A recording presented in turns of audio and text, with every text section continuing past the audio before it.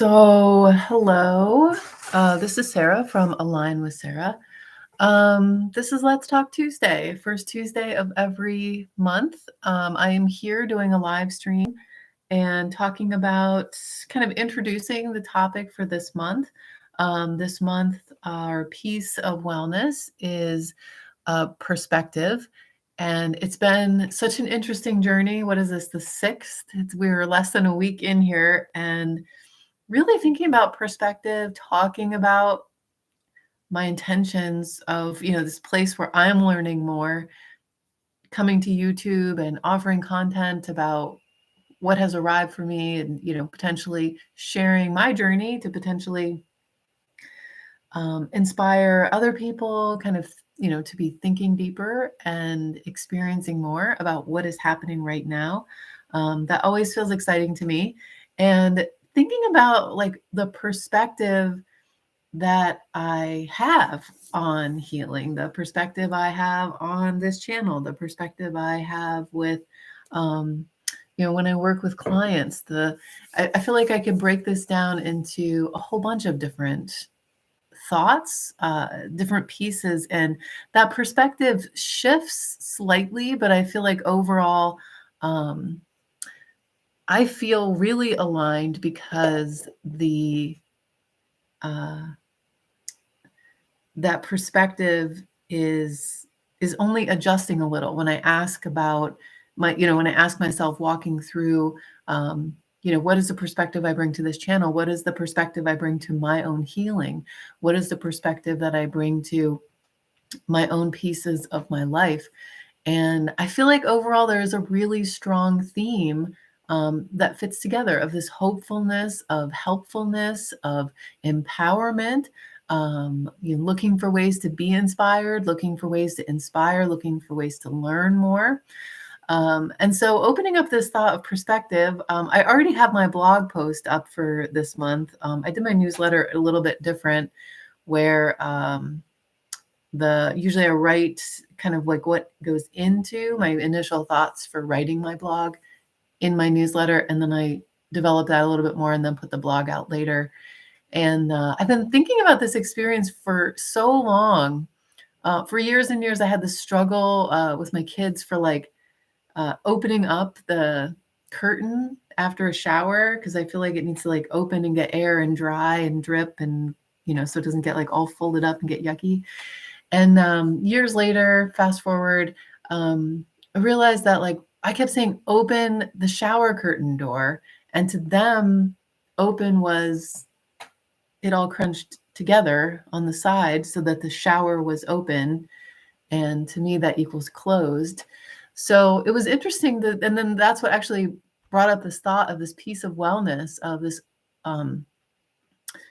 making sure that you're aware of the perspective I keep. If I'm talking to somebody about something, making sure that our perspective is at least somehow aligned where we can understand each other. So if one person is, talking about the shower curtain being open is this, and the other person is talking about, yeah, let's open the shower curtain after we're done, and this is open where we take it and we like collapse it in on itself.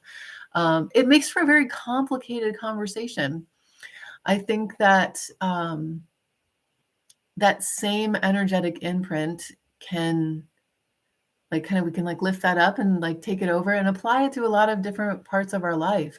The perspective that I might have, with my employment, being an employee might be different than the perspective that the employer keeps about the employees, about the job in general, the standards of safety at work, the standards of, privacy, the standards of financial reimbursement for work, the perspective. I feel like there's so many things to talk about with perspective of like every piece of everything. So I just use that employment as an example. So what shapes our perspective? So we all are going to have our own perspective on whatever we're doing, whether we're receiving a text message, like what is my perception setting myself up for receiving this text message? Like, do I see a name? Like, oh, I went to high school with this person. Like I haven't talked to them in forever. Or this is, the kid's babysitter, and I just know she's going to be canceling. I feel like we like shape these experiences and develop a perspective many times before the experience is actually happening, and it changes. It really affects what our experience is.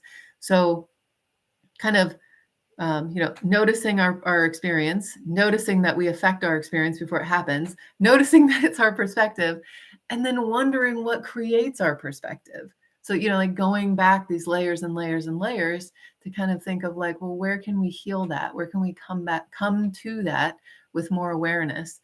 And so I want to talk today, and Let's Talk Tuesday, about like a recipe. We can this is delicious perspective that this healthy, happy person has.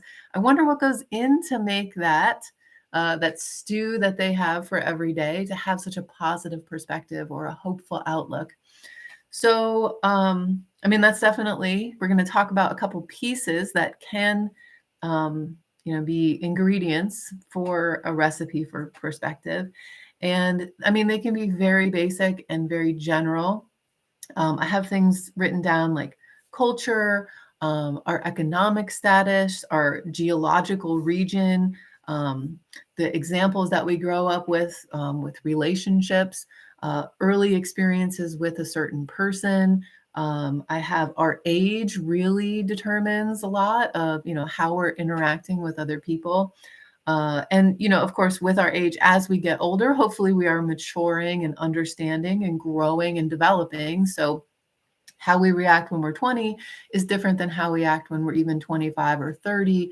And hopefully it will be much different of how we react to a situation when we're, 60, 70, 80 years old.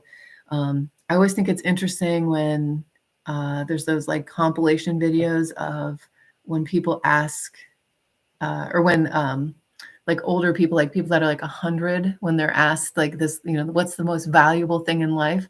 And the things that they come up with, I feel like they're so touching to me.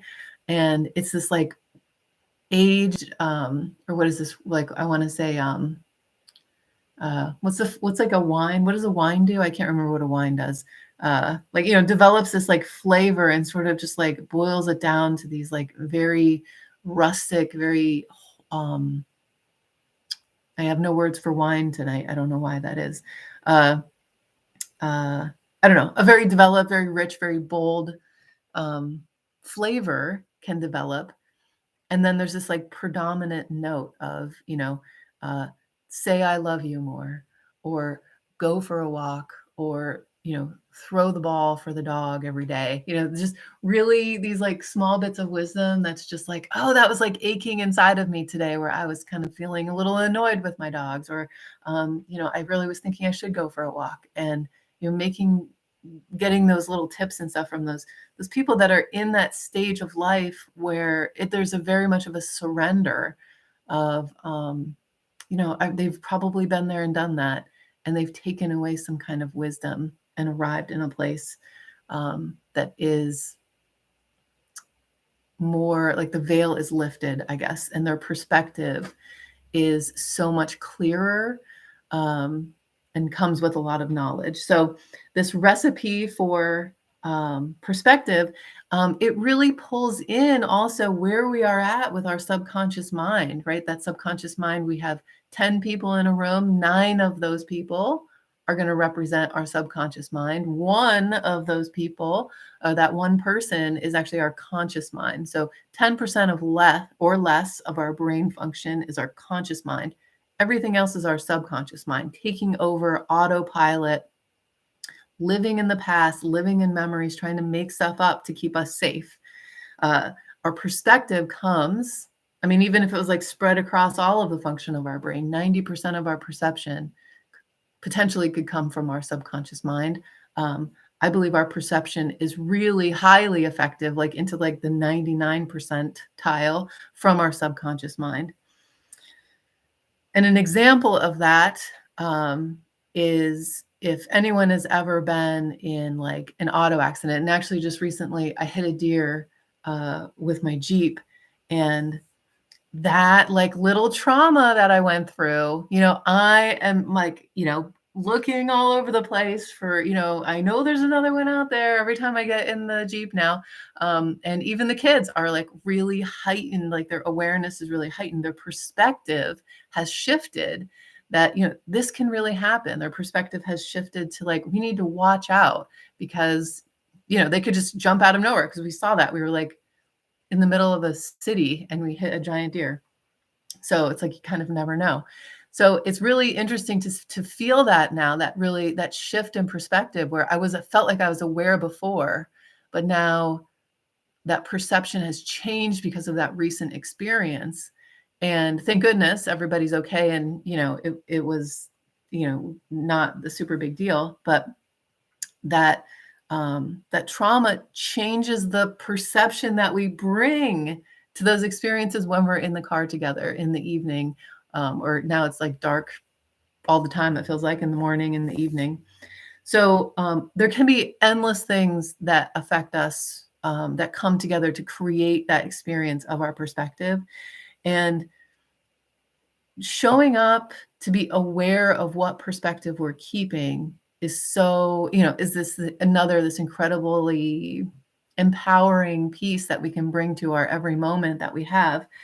And when we become aware of this, we become aware of our belief system. So we become aware of our perspective and we have more light shined on our belief systems because they aren't necessarily interchanged. I don't think that I kind of have like this question mark and these like arrows going back and forth and this like squiggly line with arrows where I don't feel like belief systems and perceptions, I don't feel like they're the same thing. I feel like belief systems really influence our perception or our ability to perceive. And I don't believe what we perceive necessarily is our belief system. So, but it can shine light on where we are at with things. Being aware of our perception can also bring to light, what am I talking about, right? Like, am I talking about why I can't do this? Am I talking about how I'm not capable? Am I talking about why I won't succeed? Am I making fun of myself? Am I beating myself up? Or am I arriving in this place of self-honor? Am I asking for help? Am I, saying what it is that I need to succeed? Am I bringing in my best moments, my strongest skills? What is being ordered? What's this like automatic experience that's happening to create the conversation that I'm having? And I think it is very common now in our culture to bring to light those things that we are not doing or kind of like suffering about. I think one of my least favorite things is when people talk about like failing at adulting. Oh, I don't like that term. It just is annoying to me. But it's that concept of like, well, what are you growing with that? Like, are you asking for help? Or are you like venting? And really being aware of that perception, that intention, the perception that you're keeping of yourself as you're talking about yourself. Where is that self-honoring system? Where is the growth? Where's the goal here? And sometimes I guess we don't need a goal every moment, but I take everything so seriously that I guess maybe I feel like I do. And that awareness of the factor of that positive speaking or the negative speaking, the intention for growth, focusing. I think I talked about that. I just am reading through my notes here a little bit. And earlier today, I was talking about, I was doing a workshop with some wonderful ladies, and we were talking about this, the pulse of life, orgone principle, where there's this major contraction and then there's this expansion and contraction and expansion, and that's the rhythm of life, the orgone principle. It's really super fascinating to me. I was totally geeking out with my son last night watching David Wilcock talk about his wisdom teachings. I just love that ancient culture stuff. And I was thinking about how, that perception of being in this rhythm and having this like this contraction and expansion where there's this expectation. So that perception is, uh, you know, or this that both of those experiences are part of a cycle. So the perception of anything in those moments can kind of be washed away or tolerated because it's part of this cycle.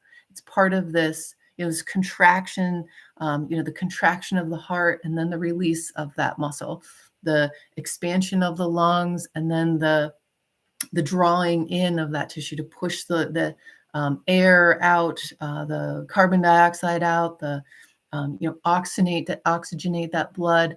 The rhythm that is kept has this perception that it is part of a cycle.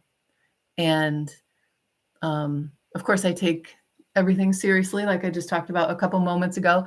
And it feels really, I don't know, soothing to me in some way, where that, this thinking of like, okay, this pain that I'm going through, or this struggle, or this thing that feels really frustrating, what if my perception was that the counterbalance to that is coming in this next moment, and it's part of this cycle, this refresh that's going to happen, where I can then understand this bigger picture of an experience because I know something else is coming.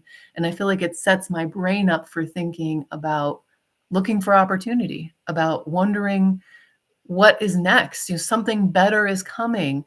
This relief is coming, or this next experience that is part of this cycle, that's part of life, is going to be growing and expanding. So I feel like that is now contributing to the recipe that I'm holding together for the awareness of my perception.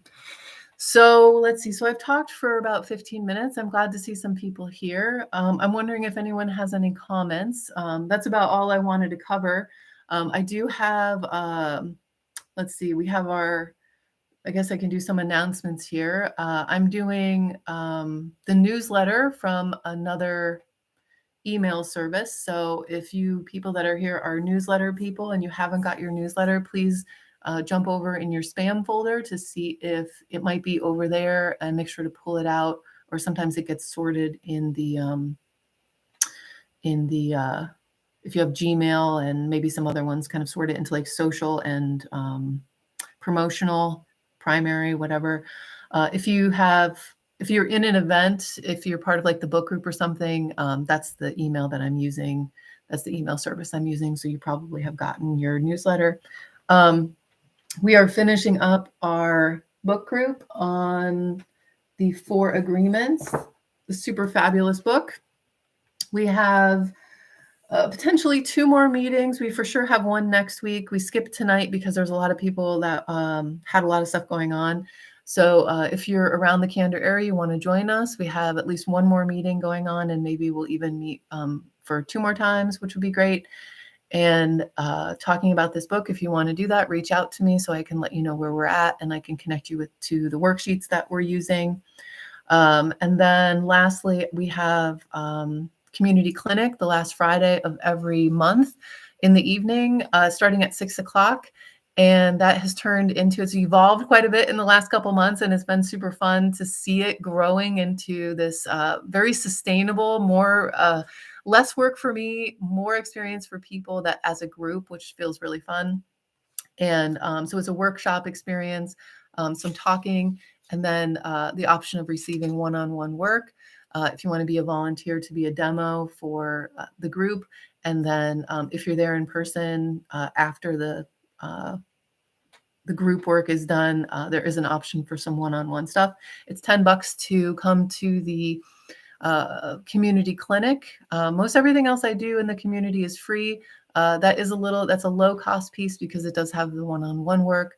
And it's really, we talk about something this month. We're going to talk about perception, and we're using the work that I do for the restorative healing to offer that to anybody that might want to clear their perception, or have something that has come up as some emotion that they're connected to, or some area of the body that really seems to kind of lock up when we're having some kind of experience. We have this perception of pain here because of this or that, or the other thing.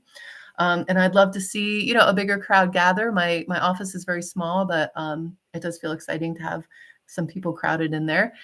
And then that's the announcements. So hello, everyone. Thank you for being here. And I'm just going to look over here. Do we have any comments? I don't have any comments. I'm just going to say hello, everyone. And thank you so much for being here. So I will stick around for just a couple more minutes if anybody wants to make a comment about what you feel like are ingredients in your perception, something that I mentioned, or maybe something new. I would love to hear, you know, more ideas about what can be involved and how this, in general, you can just share about how in general this feels for you. Oh, Elizabeth. I don't think I've ever called you Elizabeth. I'm so glad that you're here. Thank you so much for being here. Um, it's always so fun to see, you know, like numbers popping up. It's a little bit distracting, so I try to not look. And it's, you know, if I could pick anyone to be here, I'm so glad that you're here, Beth. Thank you for that. So anybody, nothing? We're good? All right. Well, thank you so much for being here. I will be back doing my regular videos. I usually put one out once a month. I am finding that I have a lot of content that I don't get to, so maybe I will try to up that. And I'm trying to do shorter videos, and I don't know, maybe I'll put some extra videos up there to get through all of the content that I end up just sort of shuffling back and forth. And thanks. Have a good night, and I will talk to you again real soon.